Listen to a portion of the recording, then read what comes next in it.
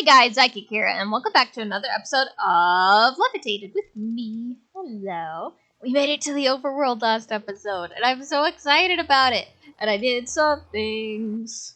Running deer. Hopefully that rain. Oh, it's raining real hard. There's no clouds. Why are you raining? Where is this coming from? Okay. First of all, I made a little platform. I decided to copy paste this thing, and it's real cute. The other thing is I did load in quite a bit of the world. Downside is most of it's ocean. So we were unfortunately unlucky enough to be spawned into the middle of an ocean. But I did make a little platform that does go all the way down. I just thought it'd be cute. And whatever's not ocean is desert. I loaded about this much, about 32 nether stars worth of the nether star generator, which is what I've been using. I've been using that, a lot of pipes and stuff to keep it far away, and the terrain scanner and the biome scanner, mostly the terrain scanner. I don't know if the terrain works without the biome, but I've always connected the two. But I went ahead and loaded a lot of place. I got excited because, like, I saw this is the first bit of land that I loaded in. The rest of it was all water. And I'm like, oh, it's desert. That's fine. But it keeps going. It's just desert forever. I flew quite a bit of ways this direction. It's just forever desert. But I got excited because over here I saw a little bit of grass and I came over here and it's like it's a plains biome. I'm like, yes, I could get trees. And then this is all I got. Ooh, a horse! There's animals here. This is so nice. There's chickens. I like that. Gimme. I got my animals in the end, but I don't have a horse. I like you. Hello. Cute. But I can also get, I don't know why the tree loaded this way. This one and that one loaded where. But I get oak trees. I can actually get, this is a mineral tree. I think I have mineral at home though, but that's fine. But I could get oak and other types of trees. There's also lots of cactus, sugar cane. I know a lot of this, like I said, I have at home, but it's like, it's real nice that I can now get it en masse. Like, the desert I'm really not going to complain about because I've been using so much sand, just in general. But I did, like, keep going. I kept trying to find more space and stuff, and eventually I found an acacia biome, which I, of course, haven't loaded the entire biome, but it's really nice that they have this, and now I can get acacia tree. So, it's savanna, I mean. I always call it an acacia biome. But the savanna and savanna plateau. So I do hope to keep going. I just had to take a break because this took a full real-life day to do. Now, the perk of the nether star generator, you do have to have it built quite far away unless you want to deal with, like, constant wither effect, which is not fun. So you do have to build it quite a bit of ways. But it actually produces enough where you could do the full 80 blocks per tick of the build. So the chunks themselves don't take very long to do. The pain is you have to do it one chunk at a time. I know that there is the... I always forget what it's called. It's the, like, a queue. Hang on. It's from Scanner.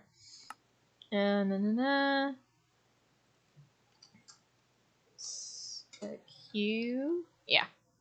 Scanner queue. And I've tried to use it, and I don't like it. One, it only does 5 chunks at a time, which when I'm doing chunks so fast, manually putting in 5 chunks at a time isn't great. And from what I understand, you have to use the biome scanner to scan a certain area and then put in that, like, data it gives you, the area thing in there, before it will add it. And since I've been using the terrain scanner, remember the terrain and the biome scanner are 2 slightly different chunks. So the biome actually lines up with the grid of normal chunks and stuff. But the terrain, which is what I've been using, does not. So it's half and half, which is okay. I'm not going to complain about that. But since they don't line up, I don't like to interchange them. But, like, yeah. But this is still nice. There is also, like, a couple different, like, flowers and such. It's just really nice.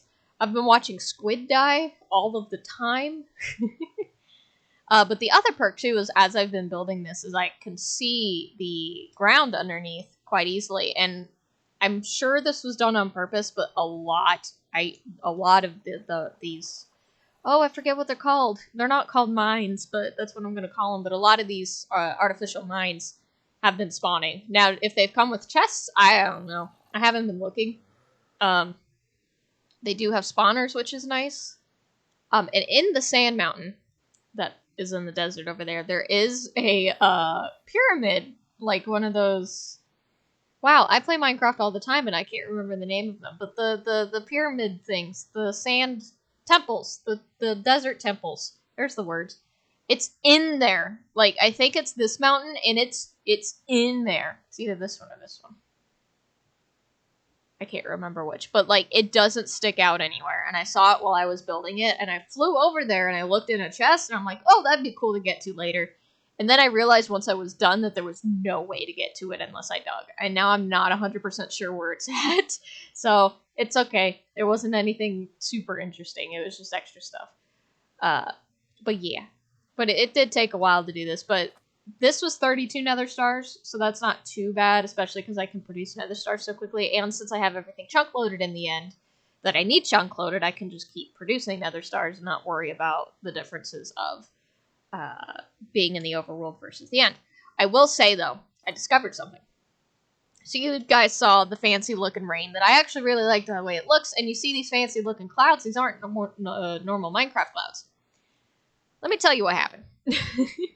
So I originally had the scanner here, just sitting right here, and I was just kind of scanning away or whatever. And I'm looking this way because I'm paying attention to that, and all of a sudden I hear thunder. Not in real life, I'm hearing thunder in game, which is normally okay, but it's like it's not raining. Usually in normal Minecraft, when you hear thunder, it's raining. And of course I think, well, there's a desert, but I'm like, but I'm in the ocean. I would hear the rain, and I turn around, and there's a hurricane right behind me. I didn't know what to do. I was like, it was just spinning and spinning, and I was just like, it wasn't grabbing anything that I noticed, but it definitely had like the wind effects of pulling in, and I was like, I'm not taking any chances. And I went back through the portal and stayed there for a couple minutes, and when I came back, it was gone. So I learned I can kind of sort of reset the weather in the overworld doing it that way. It just gotta wait a couple minutes. It also could be just the couple minutes it takes for it to go away normally. But I did discover, like, I've had the hurricane / tornadoes / desert storms a couple of times because they happen quite frequently, and I don't know if it's because I'm in a very small area, but I did notice that they pick up these things, which is called placeable sand layers, which comes from that mod, so the localized weather and storms. It'll pick up the sand and it'll throw it. Like, I did get sand on my platform over there at one point, so it's like, I'm not sure if it'll pick up anything else, but it scares me. So every time I've had like a really strong windstorm, I just book it back home to the end, and I'll just like, I'm gonna hang out here. So the overworld is a very scary place. But let's go ahead and look into our quest book now, or our advancements.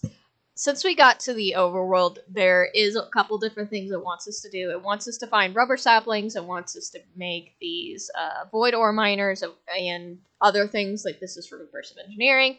And then this is, I believe, Tech Reborn. If I look up what refined steel is. Yep.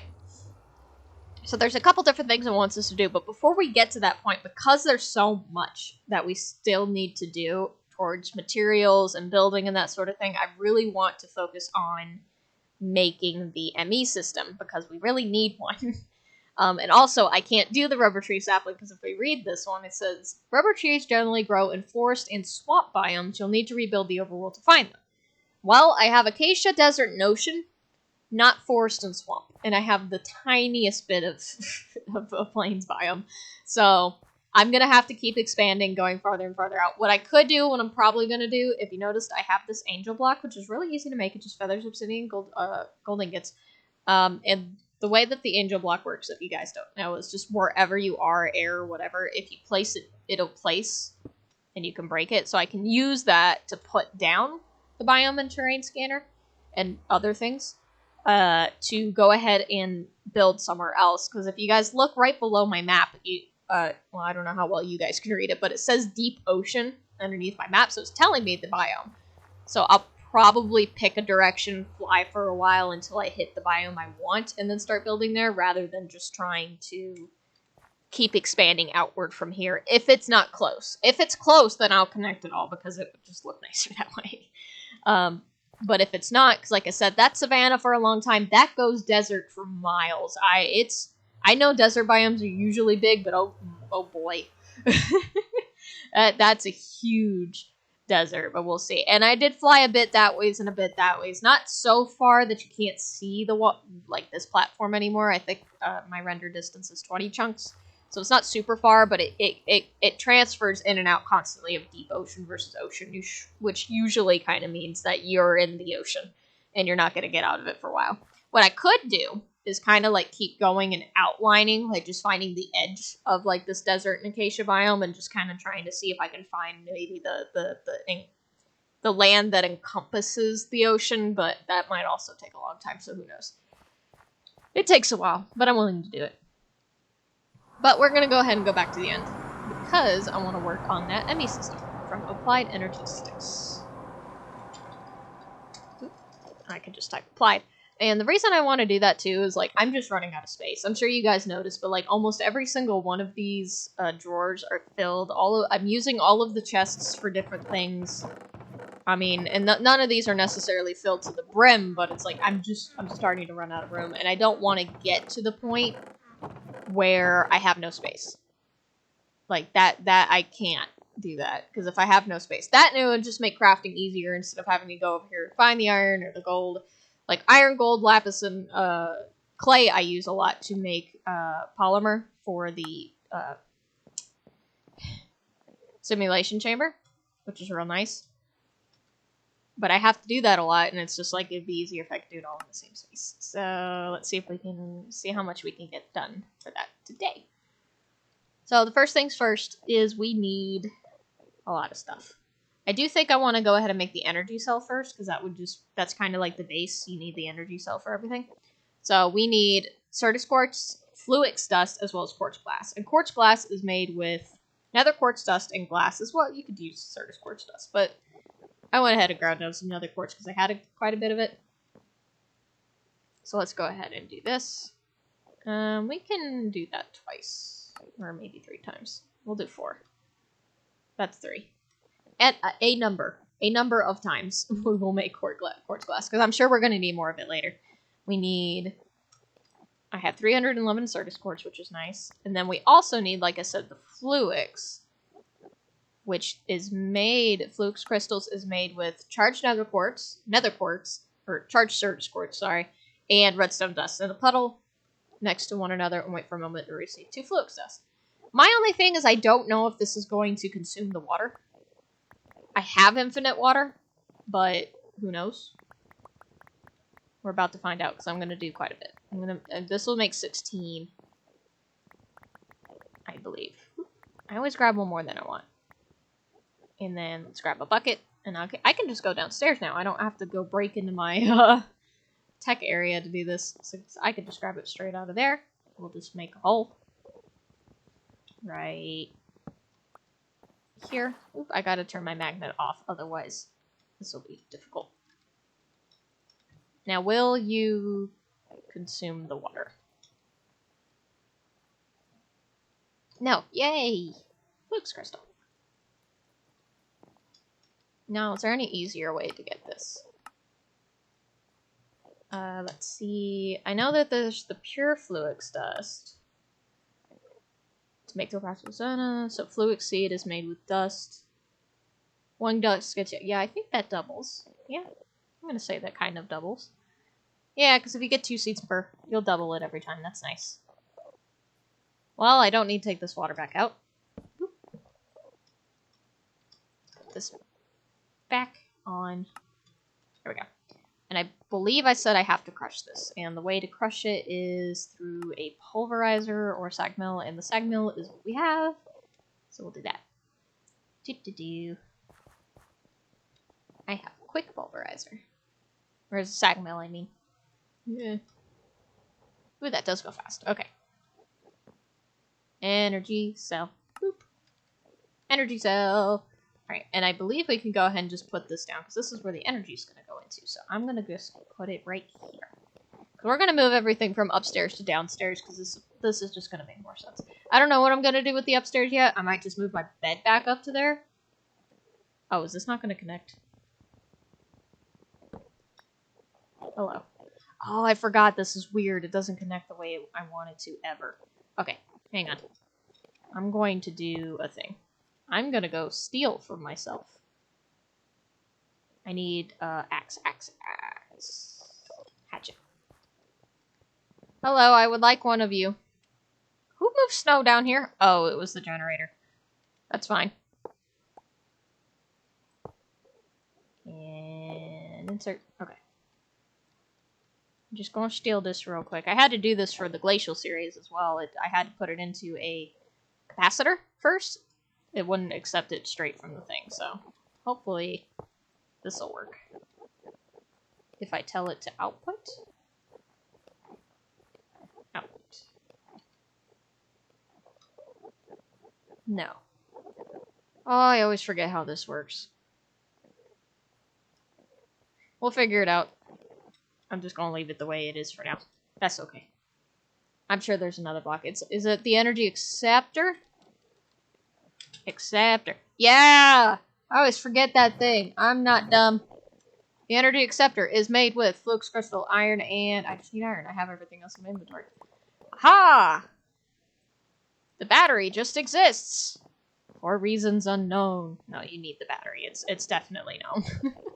It doesn't hurt to keep this here, though. So that's the energy acceptor. And then that's the energy cell. There we go. And then I could put, like, a drive on this side. Okay, let's make the drive. Drive. Or the drivers. Is it called driver? ME drive.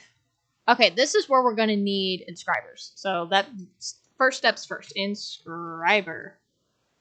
So an inscriber is made with some pistons, iron, and the flux crystal.